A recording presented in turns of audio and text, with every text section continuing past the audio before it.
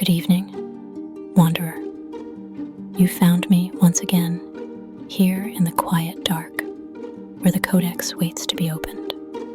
I am Celine, keeper of the Whispered Codex.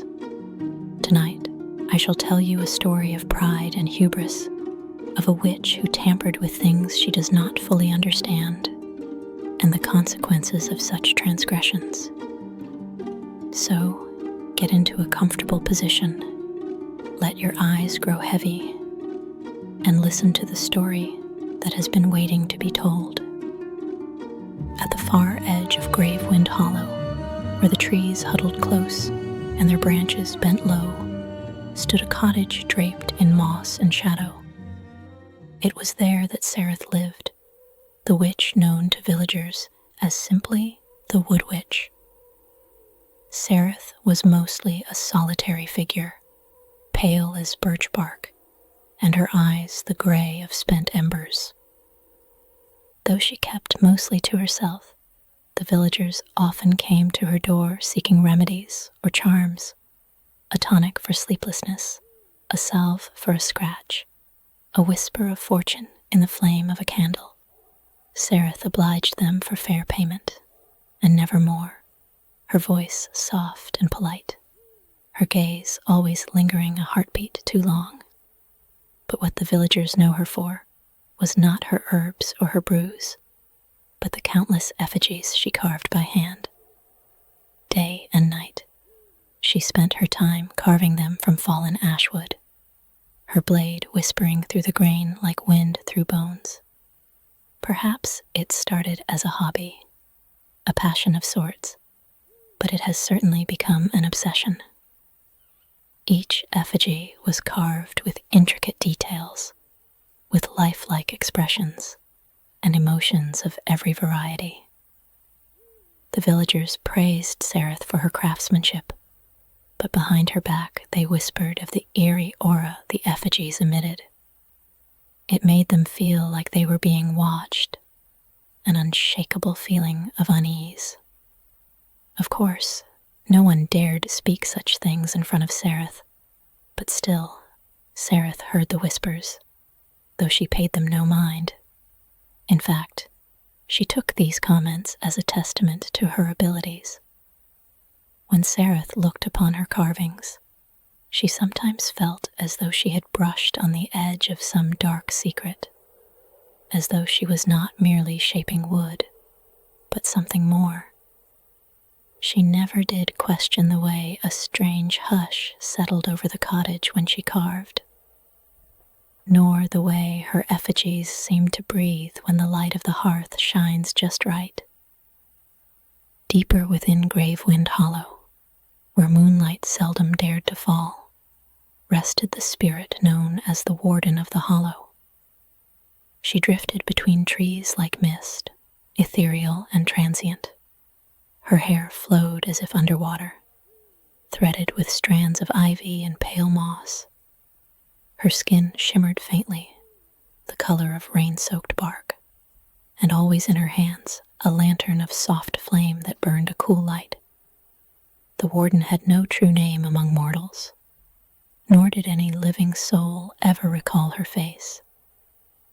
She was tasked with guiding the lost souls of the hollow into the great beyond. Each night, she would wander the forest listening for the faint hum of departing life, the last trembling warmth of a breath undone. When a spirit strayed too far from the unseen stream, she would raise her lantern, hum a quiet note, and the soothing sound would guide them on their way. For as long as her memory could stretch, the current of the unseen stream flowed unbroken under her care. The souls of man, beast, trees, and every living thing within the hollows all found their way. But lately, she had noticed an unnatural dwindling in the stream. It was faltering, and she knew not why. The air that had once hummed with the faint passage of souls now hung heavy and silent. The warden had begun to suspect that somewhere within her woods, something had ensnared the dead. Each night, the warden paused and listened to the woods. The hollow, once her trusted confidant, offered her no answers, only the creak of the trees and the sigh of the leaves. Still, something felt unnatural. Within the silence was a stillness woven by sharp edges, of silk wound too tightly around the dead. She could feel faint echoes every now and then, a fragment of warmth clinging where none should remain. Each night she followed these dying traces, patient, sorrowful, seeking the heart of whatever had stemmed the flow of the dead. Night after night, the warden continued to follow her trail under the waning gibbous. She followed a fading warmth that refused to vanish to the edge of the hollow, where the roots began to twist and pulse towards a cottage draped in moss and shadow. Its chimney breathed a thin, wavering plume into the cool autumn air, and at a glance it looked rather normal. The warden had seen mortals build such places before, but this one gave her an unsettling feeling. She moved closer, her lantern dimming to a careful glow. It was then that she began to hear the faint hum grow louder, as if calling out for help. Through the cracked window she saw them, dozens of effigies standing shoulder to shoulder in the flickering hearthlight. Some sat on shelves, others on the floor, arranged as though in a silent congregation. Every expression was different, some sorrowful, some serene, some caught in the fragile stillness before a sigh. Yet each face shared one thing, an echo, the faintest glimmer, a residue of warmth that should have faded long ago. In that moment, she realized what was happening. Within the wood itself were the souls of the departed. "Oh, foolish child, what have you done?" the warden murmured. The warden watched in horror as the witch, in her ignorance, hummed along as she carved, mistaking the lament of the forest for inspiration. The glow of the fire danced along the curve of her knife, gilding her hands in trembling gold. Each movement was graceful, deliberate, a communion between her craft and her reverence for it. She carved as if she were in a prayer. Her breath matched the rhythm of the blade, a steady rise and fall, the quiet song of creation. Around her, wood shavings gathered like pale petals at her feet, curling softly as they fell. Sereth believed she was giving form to beauty that already lingered within the wood, freeing it, not binding it. Yet the forest knew better. From beyond the window's fogged glass, the spirit watched as each glide of the witch's blade drew faint echoes from the air, threads of warmth that drifted toward the waiting grain. She saw the unseen. She saw wandering fragments of soul were pulled into the hollow forms, sealed behind flawless faces. The witch carved with devotion, not malice. She saw only art where the warden saw entrapment. The warden's lantern dimmed with sorrow, and she muttered, "She does not know what she takes." A low wind swept through Gravewind Hollow, stirring the ash in the hearth. The fire bent low, then flared, its light flickering across the countless faces that lined Sereth's walls. Shadows stretched like reaching hands. The warden stepped soundlessly through the doorway, her lantern's pale flame trembling in the dark. Mist clung to her form, trailing ivy and breathless light. Her eyes, deep and luminous, it carried an anger for the witch's folly and hubris, but most of all sorrow for the trapped souls. Sereth did not notice at first.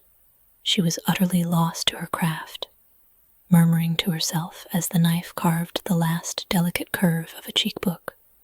Only when the air grew colder did she look up. At the threshold stood something ancient, half formed of mist and forest, her outline rippling like reflection in disturbed water. The faint glow of the lantern painted her edges silver. Sereth froze, then pointed her knife at the warden. "Who are you?" she whispered. The warden said nothing at first. Only the faint hiss of the fire broke the silence between them.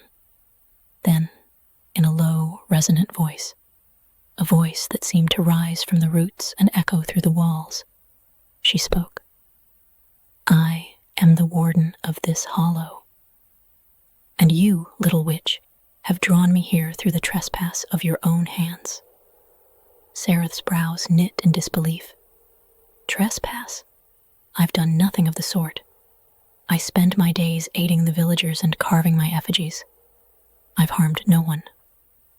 The warden lifted her lantern, its flame shivering as a gust of wind stirred through the doorway. Leaves and dust coiled at her feet, circling her like obedient shadows. "You carve what you do not understand," the warden said softly. "Your blade steals what cannot be carved, the souls of this forest. You bind them to wood and call it beauty, but it is not life you give. It is death that you take." Sereth rose from her stool, her confusion twisting into defiance. "I have trapped nothing. There is no magic in my work, only craft. My effigies live because I give them life." The warden's eyes dimmed with pity. She lifted the lantern's pole and struck it against the floor. The sound that followed was deep and sonorous, like a low bell that echoed through the forest, through the very bones of the cottage. The walls trembled, and the air itself shivered. Leaves poured in through the open door and chimney, spinning into a spiral of green and gold. Wind coiled around the witch, tugging at her hair and clothes until it engulfed her. "No," the warden murmured, her voice now muffled behind the leaves. "You have stolen their death." The lantern's flame flared, and the cottage dissolved into shadow.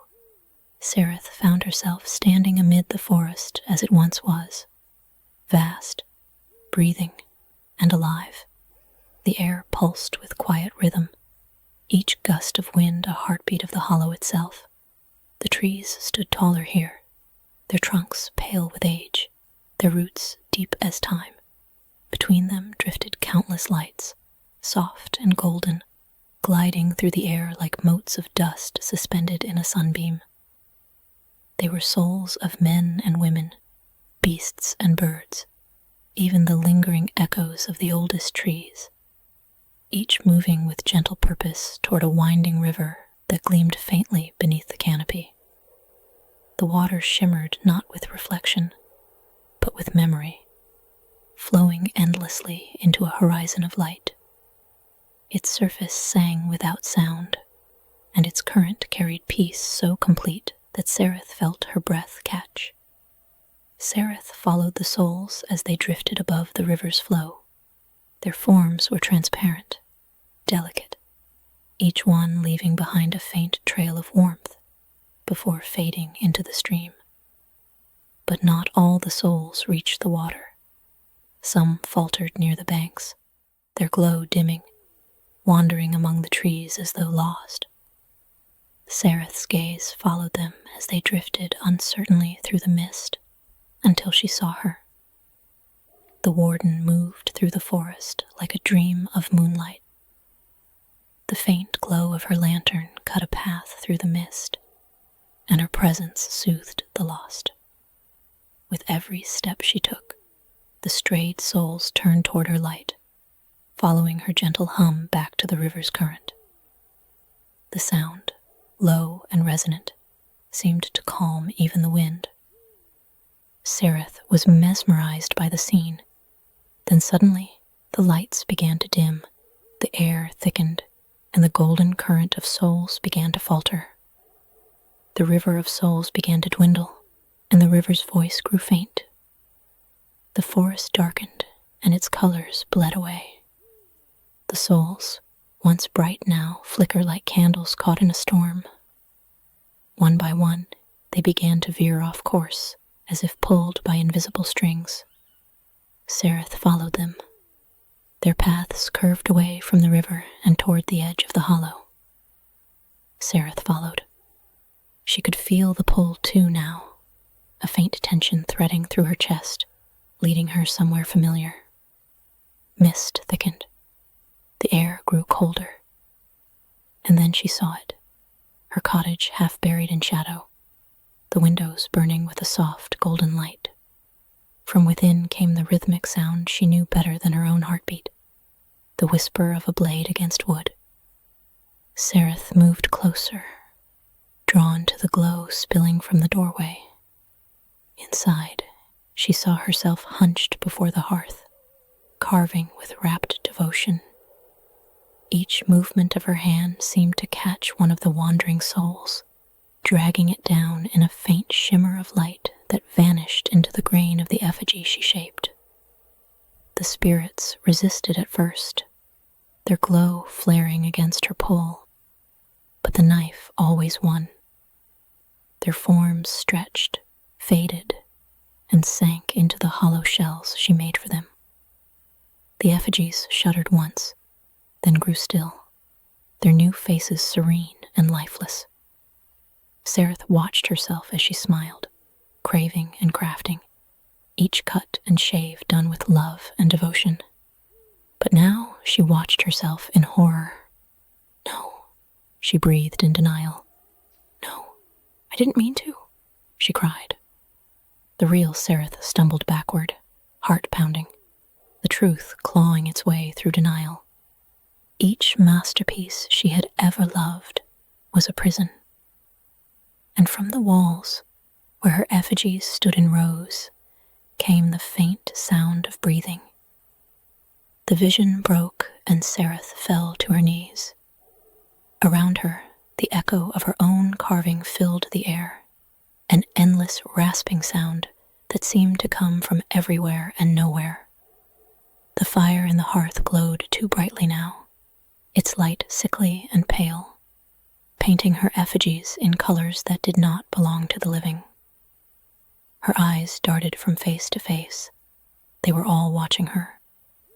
She rose, trembling, and reached for the nearest one, a figure carved from pale ashwood, its expression serene, its lips almost smiling. Her fingers brushed against its cheek, and for an instant, the wood was warm. Beneath her hand, something shifted, a flutter, like a heartbeat trying to escape. Sereth lifted her eyes, hollow with grief. "Can it be undone?" she asked, voice small, breaking. "Can they be freed?" The warden regarded her for a long, sorrowful moment.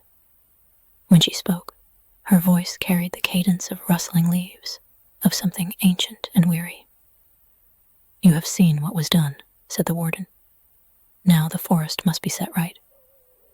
Sereth lifted her head, voice raw. "Tell me how. I will do it." Whatever it takes, the warden regarded her for a long moment. When she spoke again, her voice was softer, empathetic, like the creak of ancient boughs. "The souls you carved were not bound by spell or sigil. They were bound by you, by your longing, your will to make what should have remained unseen. Your essence lies in every effigy, and through you they are chained. You are the knot that holds them fast. To free them, you must unravel your own spirit, and through you, the hollow will breathe again. But the cost is your own soul. Your spirit will be bound to this hollow, acting as an anchor." Sereth closed her eyes. For a long while, neither moved. Then, with a shuddering breath, she nodded. "I took from the forest what was never mine. If my punishment is to be bound to this forest, then so be it."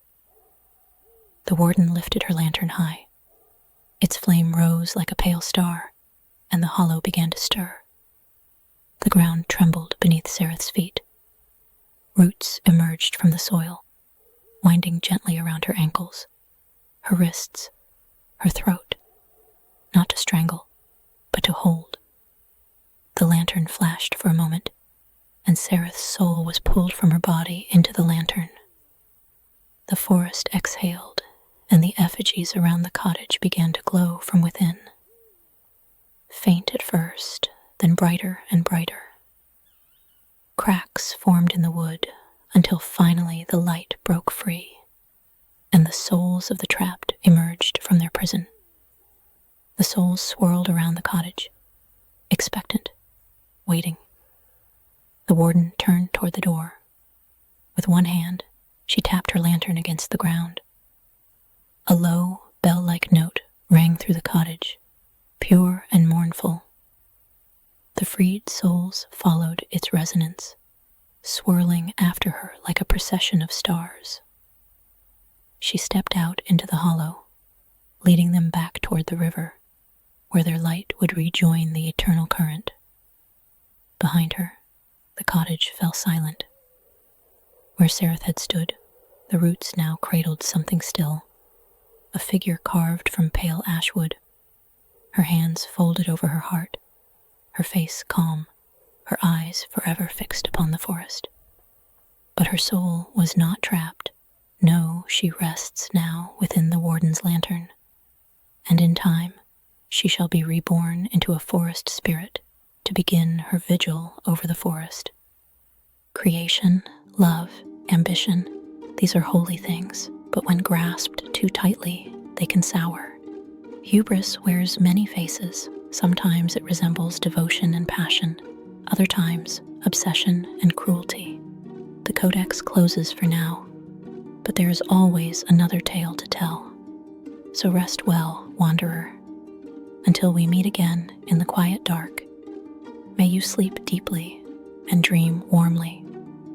If you enjoyed tonight's tale, be sure to subscribe to our YouTube channel and follow our podcast so you never miss a new story. I shall be waiting there in the quiet dark with another story just for you.